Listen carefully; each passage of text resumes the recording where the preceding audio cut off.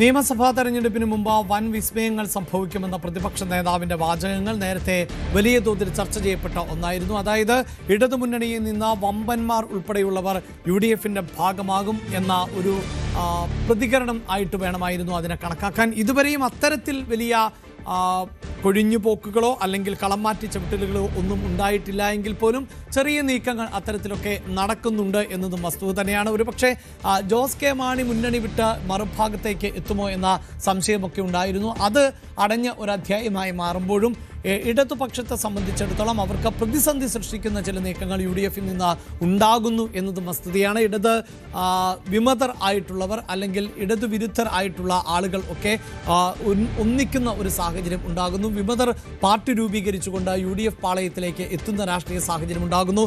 സാമൂഹിക രംഗത്ത് അല്ലെങ്കിൽ സാംസ്കാരിക രംഗത്തൊക്കെ ഇടതുപക്ഷത്തെ പിന്തുണയ്ക്കുന്നവർ വിമർശനവുമായി രംഗത്ത് വരുന്നു എന്നത് UDFിന് അനുകൂലമാകുന്ന സാഹചര്യമാണ്.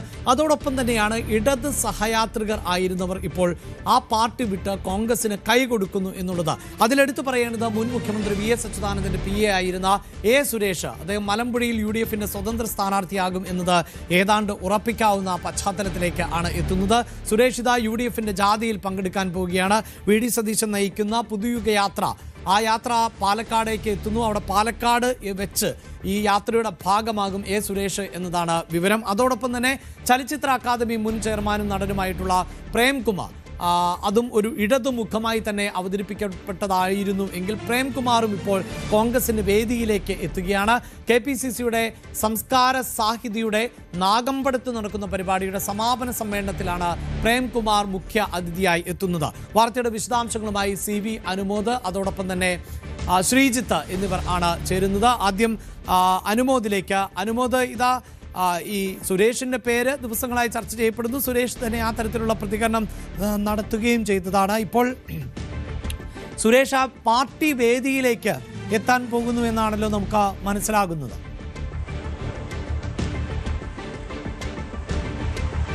അഭിലാഷ്, A സുരേഷ് മലമ്പുഴയിൽ UDF പിന്തുണയോടെ സ്വതന്ത്ര സ്ഥാനാർത്ഥിയെ മത്സരിക്കാൻ പോകുന്നുവെന്ന വിവരം കഴിഞ്ഞ ദിവസം തന്നെ പുറത്തു വന്നിരുന്നു. ഇന്ന് സുരേഷ് അതിനെ അനുകൂലിച്ച് അല്ലെങ്കിൽ അത് ശരിവെച്ചുകൊണ്ട് മാധ്യമങ്ങൾക്ക് മുന്നിൽ എത്തുകയും ചെയ്തിട്ടുണ്ട്.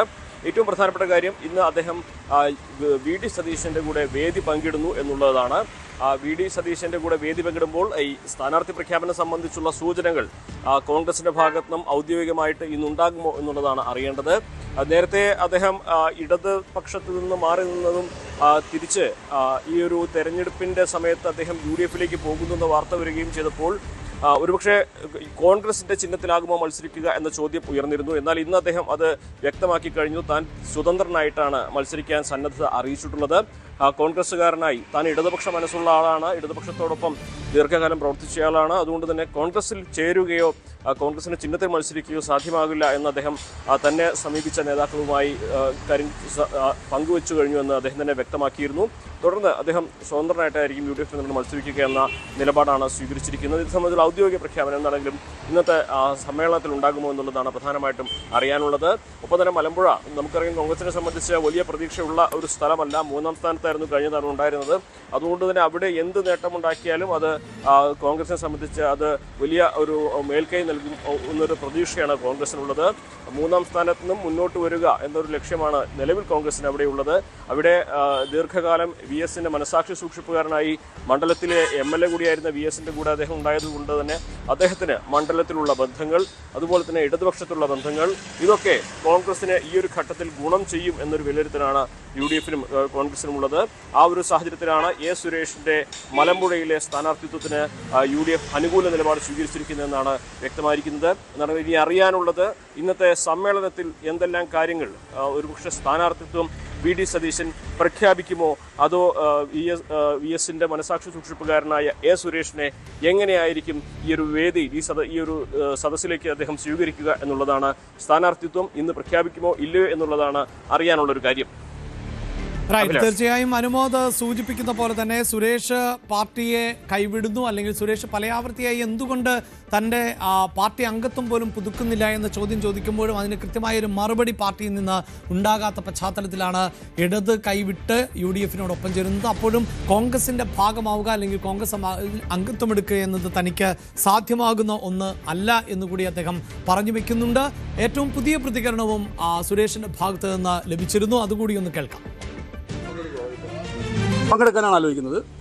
ബഹുമാനപ്പെട്ട പ്രതിപക്ഷ നേതാവ് ക്ഷണിച്ചിരുന്നു, രമേശ് ചെന്നിത്തല സാർ ക്ഷണിച്ചിരുന്നു, ഉന്നത നേതാക്കൾ ക്ഷണിച്ചിരുന്നു. സ്വാഭാവികമായിട്ടും ആ യാത്രയിൽ ഞാൻ പങ്കെടുക്കും. പാലക്കാട് വെച്ച് യാത്രയിൽ ഞാൻ പങ്കെടുക്കും. പാലക്കാട് വെച്ച് ആ ജാഥയിൽ VD സതീശൻ നയിക്കുന്ന ജാഥയിൽ ഞാൻ പങ്കെടുക്കും. താങ്കൾക്ക് അത്ര UDF-ന്റെ ആശയങ്ങളോട് ഒത്തുപോകാൻ പറ്റുമോ? അല്ല, ഞാൻ എൻ്റെ സ്വന്തം നിലപാട് ഇപ്പോഴും കാത്തുസൂക്ഷിക്കുന്ന ആളാണ്. കാരണം ഇടതുപക്ഷ മനസ്സ് കേരളത്തിലുണ്ടാവണം, ഇടതുപക്ഷം ശോഷിക്കാൻ പാടില്ല, ഇടതുപക്ഷത്തിന് മൂല്യച്യുതി സംഭവിക്കാൻ പാടില്ല എന്ന് വിശ്വസിക്കുന്ന ആയിരക്കണക്കിന് ആൾക്കാരിൽ ഒരാളാണ് ഞാൻ. ആ മൂല്യച്യുതിക്ക് സംഭവിച്ചാൽ പാർട്ടി ഉണ്ടാവും, ജനങ്ങളുണ്ടാവില്ല. അല്ലല്ല, ഞാൻ കോൺഗ്രസ് ചേരില്ല, പറഞ്ഞല്ലോ കോൺഗ്രസ് ചേരില്ല എന്ന് ഞാൻ അവരോട് ആദ്യഘട്ടത്തിൽ തന്നെ പറഞ്ഞു. ഞാൻ കോൺഗ്രസ് ചേരില്ല, ഒരു പാർട്ടിയും ചേരാൻ ഉദ്ദേശിക്കുന്നില്ല. ഇല്ല, ഞാൻ അവരെന്നെ വിളിച്ചിരുന്നു. ഞാനുമായിട്ട് നല്ല സമ്പർക്കം ഉള്ള ആളുകളാണ്. എന്നെ വിളിച്ചിരുന്നു. ആ കൺവെൻഷൻ ആലോചിക്കുന്നു എന്നോട് പറഞ്ഞു. ഞാൻ പങ്കെടുക്കില്ല എന്ന് അവരോട് അറിയിച്ചു. UDF സ്വതന്ത്രമാകാൻ പ്രയാസം ഇല്ലാത്തൊരവസ്ഥയുണ്ട്. അവർ അങ്ങനെ സംസാരിച്ചിട്ടുണ്ട്, തീരുമാനിക്കേണ്ടവരാണ്. ഞാൻ എന്നോട് ആദ്യഘട്ടത്തിൽ തന്നെ പറഞ്ഞതാണ്, ഞാൻ അവരോട് പറഞ്ഞതാണ് ഞാൻ കോൺഗ്രസ് ചെയ്യില്ല. അത് വേണ്ട, സുരേഷിന് എന്താണോ താല്പര്യം അതനുസരിച്ച് ഞങ്ങൾ സംവിധാനം ഉണ്ടാക്കി തരാം എന്ന് പറഞ്ഞു. ആലോചിക്കട്ടെ എന്ന് പറഞ്ഞിട്ടുണ്ട്. അവർ സംസാരിച്ചത് ഉന്നത നേതാക്കൾ തന്നെയാണ്. പേര് ഞാനിപ്പോൾ ഡിസ്ക്ലോസ് ചെയ്യുന്നില്ല. പ്രയാസമില്ല, പറയാം. യെസ്, എന്തായാലും നിലപാട് വ്യക്തമാക്കുകയാണ് സുരേഷ്. അദ്ദേഹം സ്ഥാനാർത്ഥിയാകുമോ എന്നത് സംബന്ധിച്ച പ്രഖ്യാപനം UDF-ന്റെ ഭാഗത്ത് നിന്ന് ഉണ്ടാകും. എന്തായാലും വലിയ അപമാനമാണ് തനിക്ക് ഇടതുപക്ഷത്ത് നിന്ന്, പ്രത്യേകിച്ച് CPM-ൽ നിന്ന് നേരിട്ടത് എന്നതാണ് അദ്ദേഹം നേരത്തെ നടത്തിയ പ്രതികരണം. ഇപ്പോഴിതാ പ്രതിപക്ഷ നേതാവ് VD സതീശനും രമേശ് ചെന്നിത്തലയും ഉൾപ്പെടെ ഉള്ളവർ പുതുയുഗ യാത്രയുടെ ഭാഗമാകണമെന്ന് തന്നോട് പറഞ്ഞ പശ്ചാത്തലത്തിൽ ആണ് ആ യാത്രയുടെ ഭാഗമാകുന്നത് എന്നതാണ് സുരേഷിന്റെ ഭാഗത്ത് നിന്ന് ഉണ്ടായ പ്രതികരണം. കൂടുതൽ വാർത്തകൾക്ക് News 18 കേരളം യൂട്യൂബ് ചാനൽ സബ്സ്ക്രൈബ് ചെയ്യുക.